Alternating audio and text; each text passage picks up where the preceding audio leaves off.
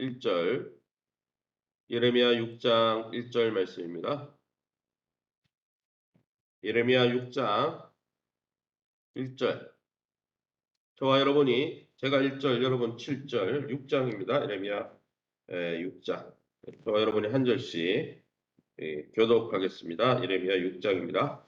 베냐민 자손들아 예루살렘 가운데로부터 피난하라. 드고아에서 나팔을 불고 베닥 게렘에서 깃발을 들라. 재앙과 큰 파멸이 북방에서 엿보아 오미니라. 7절입니다.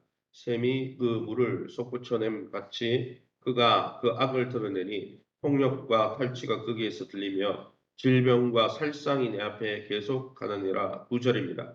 만군의 여호와께서 이와 같이 말씀하시되 포도를 따듯이 그들이 이스라엘의 남은 자를 말갛게 주우리라. 너는 포도 따는 자처럼 내 손을 광주리에 자주자주 놀리라 하시나니. 11절입니다. 그러므로 여호와의 분노가 내게 가득하여 참기 어렵도다. 그것을 거리에 있는 아이들과 모인 청년들에게 부으리니 남편과 아내와 나이든 사람과 늙은이가 다 잡히리로다. 같이 읽습니다. 13절입니다. 이는 그들이 가장 작은 자로부터 큰 자까지 다 탐욕을 부리며 선지자로부터 제사장까지 다 거짓을 행함이라. 아멘. 오늘은 예레미야 6장 1절에서 15절 말씀 가지고 파멸에 놓인 예루살렘이라는 제목으로 말씀을 함께 나누길 원합니다. 4장에서처럼 6장에서도 북방에서 적이 다가오고 북쪽에서 이제 하나님이 심판하는 민족이 다가오는 장면을 생생하게 시적인 표현으로 묘사하는 장면입니다. 이제 이스라엘에게 남은 것은 도망치는 것밖에 없다는 것이죠. 그래서 선지자가 먼저 예루살렘에서 가장 가까이 살던 자기 고향 베냐민 지파부터 빨리 도망가라고 지금 오늘 말씀하고 있는 것이죠. 그러면 여러분, 하나님은 어떤 분이십니까? 1절 말씀에 베냐민 자손들아 예루살렘 가운데로부터 피난하라. 유다가 자랑하는 이 예루살렘의 파멸을 경고하고 있는 거죠. 예루살렘에는 성전도 있고 도시가 이 이스라엘의 남유다의 수도 아닙니까? 그리고 경건한 도시라고 알려진 이 예루살렘을 부서뜨리겠다는 거예요. 예루살렘은 아름다운 도시로 하나님의 사랑의 대상이었고 다윗성이 있었고, 다윗이 하나님을 얼마나 사랑했습니까? 그래서 다윗성이 있었고, 또 다윗의 아들인 솔로몬이 하나님 앞에 세운 이렇게 지은 하나님의 성전이 있었던 것이죠. 그런데 이런 곳도 공격자들에 의해서 유린당하고 심판당한다는 거예요. 그러기 여러분, 하나님을 버리면 그분께 무참히 버림을 받을 수밖에 없다라는 것입니다.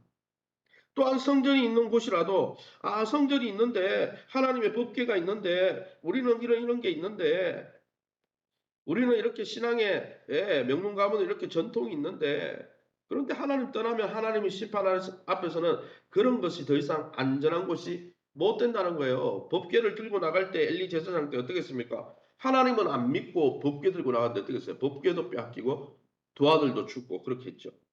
여러분, 법궤가 중요한 게 아니에요. 하나님을 사모하고 하나님과 관계를 바로 맺어야 되는 거죠. 법궤는 하나님의 임재를 상징하지만 하나님 떠난 자에게는 아무 효력이 없는 거예요. 여러분, 한번 하나님의 백성이 되고 나면 내 멋대로 살아도 영원히 멸망당하지 않는다. 하나님의 백성이 됐으니까 영원히 멸망당하지 않고 어려운 일 당하지 않을 거다. 그런 착각을 깨뜨리고 계십니다. 여러분, 예수 믿고 세례받고 이거는 출발점이지 종착역이 아니에요. 예수 믿고 세례받았으니까 나는 따놓은 당상이다. 그러니까 내 멋대로 살아. 그 사람 신앙이 이상한 거죠. 여러분, 예수 믿고 세례받는 것은 신앙생활의 출발점이고 우리가 하나님 나라 앞에 하나님 앞에 서는 것이 종착역이죠. 그 안에 하나님 나라, 하나님의 통치를 받고 하나님의 말씀에 순종하면서 하나님의 돌보심을 받는 이 하나님의 나라 천국을 경험해야 되는 거, 이 땅에서. 그게 신앙생활이죠. 그런데 여러분, 예루살렘은 그렇지 못했다는 거예요. 두 번째로 11절입니다. 그러므로 여호와의 분노가 내게 가득하여 참기 어렵도다. 그것을 거리에 있는 아이들과 모인 청년들에게 붓겠다라고 말씀하고 있습니다. 백성의 부패가 백성 전체에 영향을 미친 것처럼 하나님의 심판도 전체가 모든 하나님의 그 뭡니까? 백성들 세대 뭡니까? 아이들과 청년들과 남편과 아내와 늙은이 할 것 없이 다 하나님의 심판에 직면하게 된다는 거예요. 주님의 진노가 모든 사람에게 임한다는 것이죠. 그러면 이 본문을 통해서 우리가 깨닫고 우리 자신을 돌아봐야 될 것이 무엇입니까? 7절입니다. 샘이 그물을 솟구쳐냄 같이 그가는 여기 예루살렘을 이야기합니다. 예루살렘 사람들을 이야기했죠. 그가 그 악을 드러내니 폭력과 탈취가 거기에서 들리며 질병과 살상이 내 앞에 계속 하느니라. 하나님이 왜 예루살렘을 이렇게 뿌리째 흔들고 심판하십니까? 그 원인이 무엇입니까? 예루살렘, 하나님을 믿고 하나님을 예배하는 거룩한 도성, 시온 도성, 예루살렘에서 약자에 대한 폭력과 억압이 난무했기 때문에 하나님이 거기에 대해서 하나님이 뭐 이랬다 저랬다 하는 분이 아니고 하나님을 떠나고 하나님과의 관계가 끊어지고 하나님 통치를 안 받고 사는 백성들이 필연적으로 어떤 게 드러납니까? 사회악이 드러난다는 거예요. 그 공동체에서 어떻게 했습니까? 예루살렘은 솟아오르는 샘처럼 어떤 물을 솟구쳤습니까? 샘에서 물이 퐁퐁퐁 솟아나오는데 예루살렘이라는 샘에서 어떤 물이 솟아올랐습니까? 폭력과 탈취라는 비명소리가 끊이지 않았고 곳곳에 병들고 상처 입은 사람들이 투성이었다는 거예요. 하나님 떠나니까 하나님 말씀대로 안 살죠. 그러니까 공의대로 안 하죠. 공평하게 안 하죠. 불의하게 자기의 욕정을 쫓아 세상 사람들처럼 살겠죠. 그러니까 예루살렘이 완전히 골칫덩어리가 된 것이죠. 여러분 우리 공동체에 이런 죄악이 있다면 황폐하기 전에 예루살렘처럼 황폐하기 전에 우리 자신을 돌아보고 아무도 거하지 못하는 황망한 곳이 되기 전에 그것을 회개하고 주님 앞에 돌아서야 한다는 것입니다. 왜요? 예루살렘도 멸망했는데 한민족인 우리가 이방인인 우리가 예수 믿었다. 그런데 우리가 지금 예수 믿었으니까 나는 모태신앙이니까 나는 안전하다. 천만에요. 여러분 주님과 동행하는 것이 중요하고 주님을 사모하는 게 중요하고 주님의 음성에 청종하는 게 하나님의 백성의 마땅한 도리고 그러한 백성을 하나님이 돌보시고 복 주시는 것이지. 그죠? 여러분 그게 중요한 거지. 나는 세례 받았으니까 안전빵이다. 여러분 제가 이야기하잖아요. 결혼하고 나서 결혼식을 거창하게 했는데 그 다음 날부터 남편과 별거하면 그게 무슨 결혼입니까? 그거는 위장 결혼이지. 그죠? 여러분 세례 받은 것은 출발점인 거예요. 9절 말씀입니다. 만군의 여호와가 이와 같이 말씀하시되 포도를 따듯이 그들은 바벨론 사람들 이제 침략의 올 적군들을 이야기합니다. 그들이 이스라엘의 남은 자를 말같게 추우리라. 무슨 말입니까? 여러분 추수할 때도 어떻습니까? 1차 포도 수확한 다음에 이스라엘 백성이 어떻게 했냐면 1차 포도 수확하고 나면 남은 포도들이 있잖아요. 좀 좋은 포도를 먼저 다 따고 나면은 남은 포도들을 또 거두러 또 나오는 것처럼 바벨론 이 민족이 한 차례 침략해가지고 예루살렘을 멸망시키는 게 아니라 한 번, 두 번, 세 번 계속 멸망시키러 온다는 거죠. 여러 번 오겠다는 거예요. 남은 자가 없이 완전하게 이스라엘 민족이 소멸될 때까지 쳐들어온다는 거예요. 마치 농부가 한 번 따고 나서 그대로 두지 않고 남은 포도를 다 따듯이 말이죠. 사랑하는 성도 여러분, 하나님의 심판은 이렇게 무서운 거예요.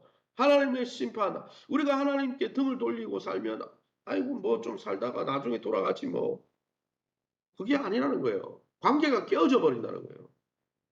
그러게 사랑하는 성도 여러분, 우리가 학습 세례받고 신앙의 출발점에 있어서 잘 출발했으면 그걸 종착역으로 여기지 말고 이미 나는 다 이제 확보했으니까 하늘의 시민권을 확보했으니까 내 마음대로 살아야지. 그런 건 성경에 없어요. 그런 신앙은.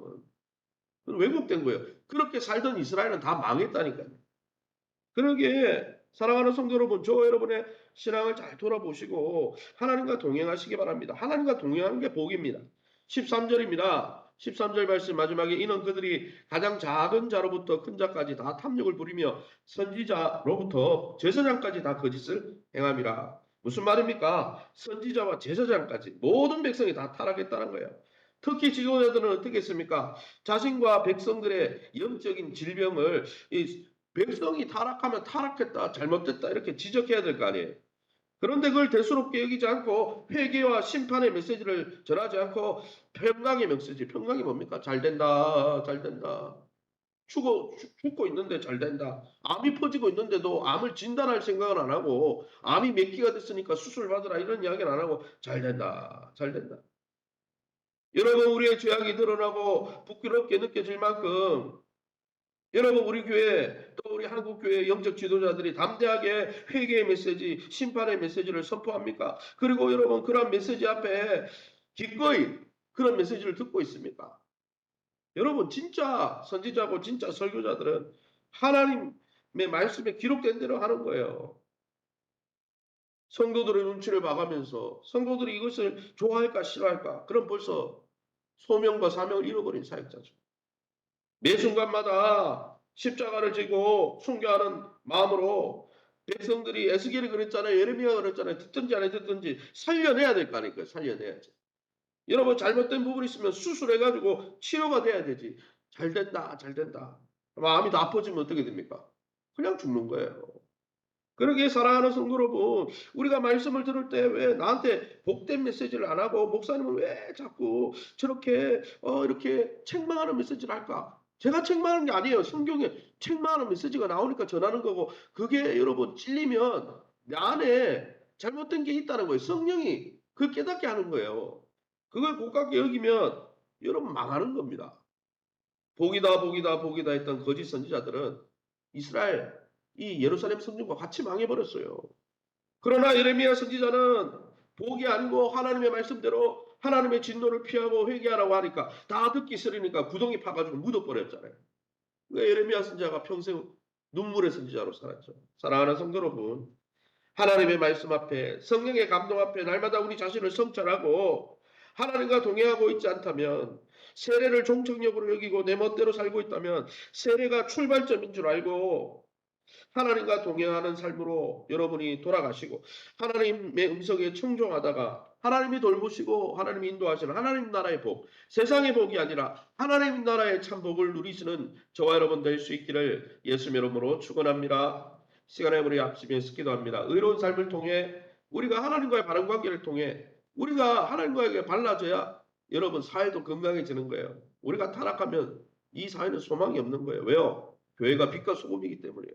빛과 소금이 타락하면 무슨 여러분 어둠의 소망이 있습니까? 우리가 하나님과의 바른 관계를 통해서 건강한 사회와 대한민국을 섬기게 도와주옵소서.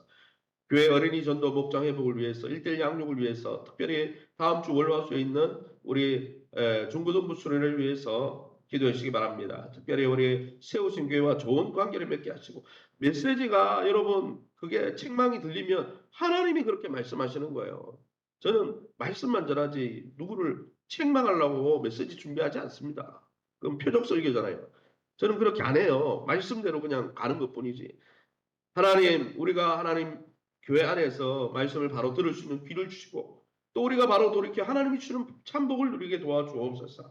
우리 환우들을 위해서 우리 합심해서 통성으로 기도합니다. 주여 하나님 아버지 네 감사합니다. 하나님 예레미야 선지자를 통해서 하나님 너희가 바른 관계를 회복하라. 그렇지 않으면 내가 예루살렘을 멸망시킨 것처럼 너희에게 징계에 손을 들 수밖에 없다라고 말씀하시는 주님의 단호한 음성을 듣게 됩니다. 하나님 날마다 우리 자신을 하나님의 말씀을 옳게 분별하며 그 분별한 말씀 앞에 부끄러울 것이 없는 일꾼으로 우리 자신을 날마다 드리기를 힘쓰는 경건에 이르기를 연습하고 훈련하는 아름다운 우리 성도들 되게 도와주옵소서. 세례받고 학습받고 직분받은 것이 종착역이 아니라 이제 출발한 것임을 깨닫고 하나님 나라 입성하는 그날까지 믿음으로 하나님 주님 손 붙들고 달려가게 도와주시옵소서. 날마다 주의 생명의 말씀에 귀를 기울이게 되어 도와주시고 하나님의 말씀 앞에 반역하고 불순종하는 우리의 모습을 날마다 십자가에 못 박고 자기를 부인하며 주님의 뒤를 쫓아갈 수 있도록 인도해 주옵소서. 어린이 전도 목장 회복을 통하여 1:1 양육을 통해 교회가 말씀 위에 바로 세워지게 하시고 하나님의 마음을 시원케 해드리는 교회 되게 도와 주시오며 특별히 다음 세대 하나님 우리 중고등부 월화수 또 수련을 떠나게 됩니다. 좋은 일기를 주시고 환경을 열어주시고 아이들의 마음이 흔들리지 않게 도와주시고 우리 학부모님들 다음 세대를 믿음으로 훈육하는 일에 함께 협력하게 도와주시고 헌신하는 교사와 사역자들 성령으로 충만하게 도와주시고 이 집회 이후에 중고등부가 부흥하고 중고등부가 말씀 위에 세워지는 아름다운 역사 있게 도와주옵소서. 세우신 교회와 좋은 관계를 맺게 도와주시고 교회를 하나님 고깝게 여기지 않고 교회를 좋은 마음으로 주님의 몸인 줄 알고 교회 안에서 들려지는 하나님의 메시지 앞에 날마다 아멘 아멘 할 수 있는 귀한 믿음 주시고 그 가운데 건강이 회복되어지고 기업의 문제가 열려지고 하나님께서 돌보시고 인도하심으로 자녀들의 미래가 하나님 손 안에서 형통한 귀한 은혜가 있게 도와주옵소서. 환우들을 만져 주옵소서. 오늘도 하나님 연약함 중에 있는 우리 성도님들 한 분 한 분 찾아가 주셔서 주님 제대신 화관으로 슬픔 대신 희락으로 바꾸어 주시고 십자가의 신적인 능력으로 하늘의 것으로 좋은 것으로 이 땅의 아버지 상한 것들을 바꾸어 주옵소서. 이 새벽에 주의 보좌 앞에 엎드린 성도님들 약속의 말씀 붙들고 기도하다가 하나님의 선하심을 경험하는 이 새벽 되게 도와 주옵소서. 감사함이 예수 이름으로 기도합니다. 아멘.